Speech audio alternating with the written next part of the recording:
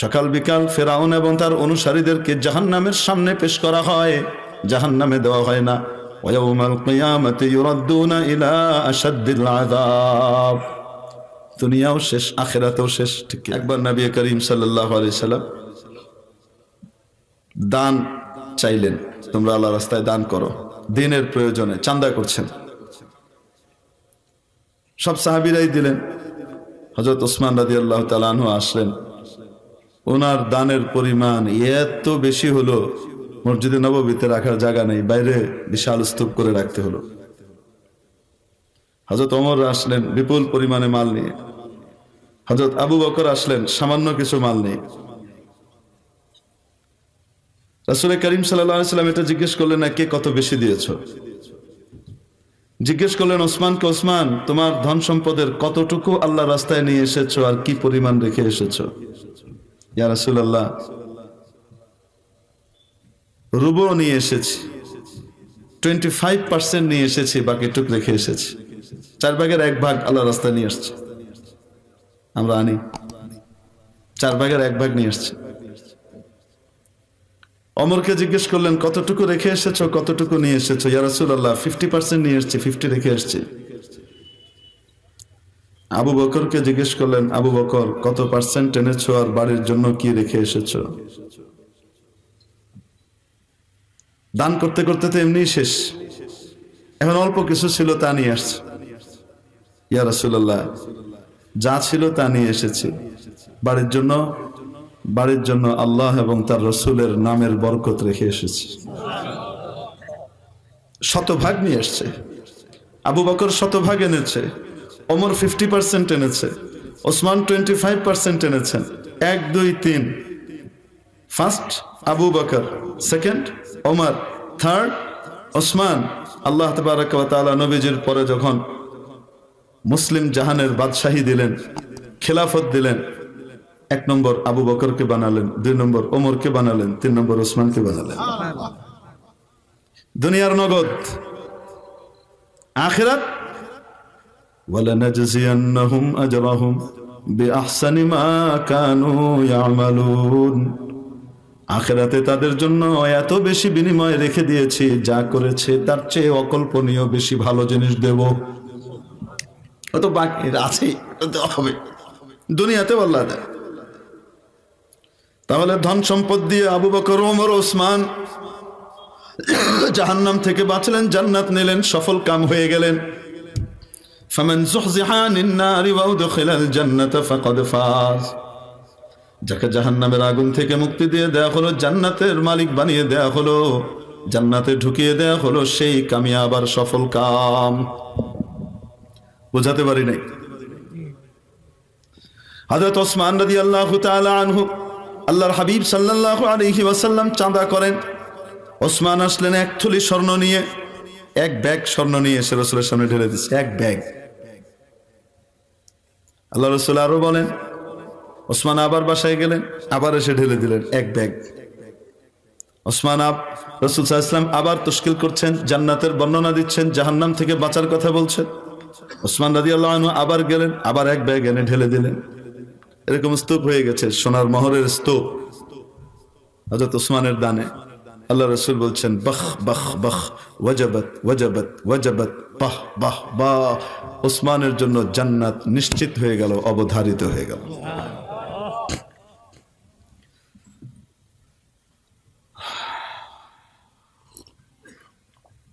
বলছিলাম সফল কামকে বড় টাকাওয়ালা সফল কাম নয়, তবে টাকাওয়ালা যদি তার টাকা দিয়ে আখিরাত কেনে তাহলে সফল কাম। পৃথিবীর সেরা ধনী সে যদি তার টাকা দিয়ে জাহান্নামের আগুন থেকে বাঁচতে চায় আর জান্নাতে যেতে চায়, সেও সফল কাম। টাকার কারণে জান্নাতে গিয়েছে আর জাহান্নাম থেকে বেঁচেছে।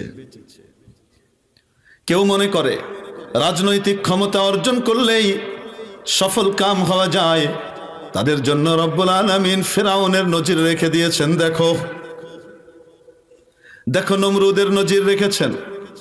নমরুদও বড় রাজত্ব পেয়েছিল, কিন্তু 10 কোটি টাকা দিলেও কেউ তার ছেলের নাম নমরুদ রাখতে রাজি হবে না। হবে? 100 কোটি টাকা দিলেও কেউ তার ছেলের নাম ফেরাউন রাখতে রাজি হবে? মনে হয় হবে আপনাদের এখানে? আরে মুসলমান তো দূরের কথা, কাফেরও তার ছেলের নাম কি রাখবে না? ফেরাউন রাখবে না। দুনিয়াতেও ধ্বংস, আর আখিরাতে আল্লাহ তাবারাকা ওয়া তাআলা বলেন প্রত্যেকদিন সকাল আর বিকালে তাকে জাহান্নামের সামনে পেশ করা হয়। আন-নারু ইউরাদুনা আলাইহা গুদুওয়ান ওয়া আশিয়্যা। সকাল বিকাল ফেরাউন এবং তার অনুসারীদেরকে জাহান্নামের সামনে পেশ করা হয়, জাহান্নামে দেওয়া হয় না। ওয়া ইয়াউমাল কিয়ামাতি ইউরাদুনা ইলা আশাদ্দিল আযাব। দুনিয়াও শেষ, আখিরাতেও শেষ, ঠিক কিনা? অপরদিকে দেখো, আমি রাজত্ব দান করলাম দাউদকে, আমার বান্দা দাউদকে রাজত্ব দিলাম। আমার বান্দা দাউদ রাজত্বের শুকরিয়া আদায় করলেন, আমার বিধানের বাইরে কোনো পদক্ষেপ নিলেন না। আল্লাহ রাব্বুল আলামিন বলে দেন, আমি আমার বান্দা দাউদকে বললাম শুকর আদায় করো, সে শুকর আদায় করলো। আমার বান্দা দাউদ বড় শুকরগুজার ছিল। শুকরগুজার কাকে বলে? নেয়ামত দাতা যে উদ্দেশ্যে নেয়ামত দেন, নেয়ামতকে ওই কাজে ব্যবহার করাকে শুকর বলে।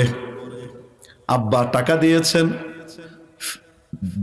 দই কেনার জন্য, ওই টাকা দিয়ে যদি বিড়ি কিনে আনে আব্বা খুশি হবে? কয় না কেন? টাকা দিয়ে যদি দই কিনে, আব্বা পরবর্তীতে আরো বেশি টাকা দিবে অন্য কিছু কেনার জন্য, ঠিক কিনা? নেয়ামত দাতা যে উদ্দেশ্যে নেয়ামত দিয়েছেন, ওই নেয়ামতের বস্তুটাকে ওই কাজে ব্যবহার করাকেই নেয়ামতের শুকর বলে। এটা হলো কার্যকরী শুকর, আর এটা হলো জবানের শুকর। আলহামদুলিল্লাহ।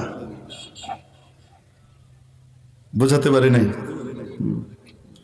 হযরত দাউদ আল্লাহর শুকর আদায় করলেন কিভাবে? রাজত্ব আল্লাহ দিয়েছেন, একটা দেশের রাজত্ব, যে উদ্দেশ্যে দিয়েছেন আল্লাহর জমিনে আল্লাহর দ্বীনকে বাস্তবায়ন করবে। হযরত দাউদ আলাইহিস সালাম ইনসাফের সাথে ওই দেশকে পরিচালনা করতে লাগলেন। আল্লাহ তাআলা ইনসাফগার, বেইনসাফি আল্লাহ পছন্দ করেন না। আল্লাহ যেমন ইনসাফ করেন, আল্লাহ চান বান্দাদের মধ্যে যাকে আমি রাজত্ব দেব সেও যেন ইনসাফ করে। যাকে যতটুকু ক্ষমতা আমি দেব, স্বামীকে ক্ষমতা দিয়েছে পরিবারের উপর, সেও পরিবারের জন্য ইনসাফ করবে। এমনি ভাবে চেয়ারম্যান সাহেবকে ক্ষমতা দেওয়া হয়েছে তার ইউনিয়নের জন্য, উনি ওনার ইউনিয়নের মধ্যে ইনসাফ প্রতিষ্ঠা করবেন। এমপি সাহেবকে ক্ষমতা দেওয়া হয়েছে তার পুরো আসনের জন্য, সেই আসনের মধ্যে তিনি ইনসাফ প্রতিষ্ঠা করবেন। ওসি সাহেবকে ক্ষমতা দেওয়া হয়েছে তার থানার জন্য, ওই থানার এরিয়াতে তিনি ইনসাফ প্রতিষ্ঠা করবেন। এসপি সাহেবকে ক্ষমতা দেওয়া হয়েছে পুরো জেলার জন্য, এসপি সাহেবের দায়িত্ব সেখানে ইনসাফ প্রতিষ্ঠা করবেন।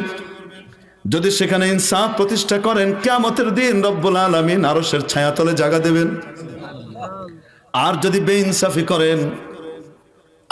বেইনসাফি করেন, দুষ্ট লোকদের জন্য সব অবারিত, আর আল্লাহর দ্বীনের কথা যারা শোনাবে তাদের জন্য রাস্তা বন্ধ। যদি এরকম অপকর্ম করেন, জাহান্নামে যাওয়া লাগবে না, তার আগেই দুনিয়া থেকে মায়ের শুরু হবে।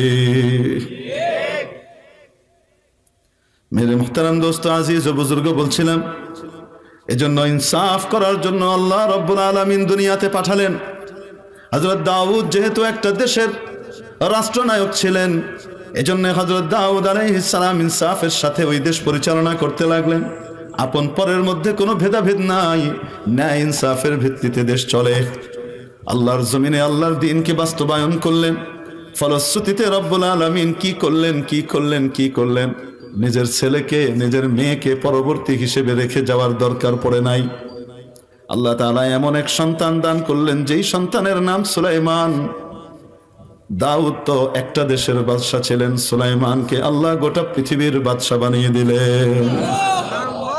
এজন্যে আমার পরিবারের মধ্যেও রাজ্য ক্ষমতা মসনদ টিকে থাকুক, এটার জন্য পন্থা মেকানিজম নয়, পন্থা হলো আল্লাহর দ্বীনকে পৃথিবীতে বাস্তবায়ন করা, আল্লাহর নিজাম অনুযায়ী দেশ পরিচালনা করা।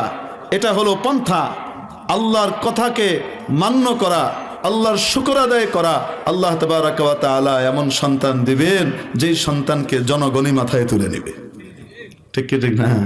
না হলে ফ্যামিলি এটা ওটার ব্যাক সাপোর্ট শেষ, লাথি মারতে দেরি লাগবে না।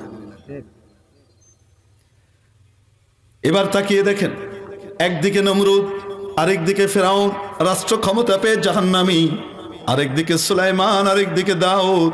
তাকিয়ে দেখেন রাষ্ট্র ক্ষমতা দিয়ে জান্নাতের উঁচু মাকাম। ঠিক কি ঠিক না?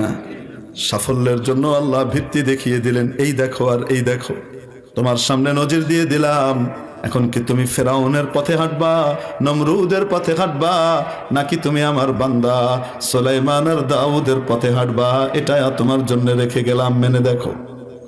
আল্লাহর হাবিব সাল্লাল্লাহু আলাইহি ওয়াসাল্লামকে গোটা মদিনা এবং আরব ভূখণ্ডের মালিক বানিয়ে দিলেন। ঠিক না? রাজত্ব চালিয়েছেন কিনা? রাজত্ব চালিয়েও সর্বকালের সর্বশ্রেষ্ঠ নবী, ওনার সংস্পর্শে যারা গিয়েছে তারাও সর্বকালের সর্বশ্রেষ্ঠ রাষ্ট্রনায়ক হয়েছে। ঠিক কিনা? কাফেররাও স্বীকার করে। গান্ধীকে জিজ্ঞেস করা হয়েছিল, আল্লাহ যখন ভারতবর্ষ স্বাধীন হই 1945-46 দিকে, ইংরেজ সাংবাদিক সাক্ষাৎকার নিয়েছে, ভারত তো মনে হচ্ছে স্বাধীন হয়েই যাবে, আপনি তো মনে হয় ভারতের মহানায়ক হবেন, যদি আপনি রাজ্য ক্ষমতা পান তাহলে আপনি কার মতো করে দেশ শাসন করবেন? আপনার কাছে ইতিহাসে কোনো আইডল আছে কিনা? উনি বলেছিলেন, হ্যাঁ, মুসলমানদের দ্বিতীয় খলিফা ওমরের মতো দেশ শাসন করব।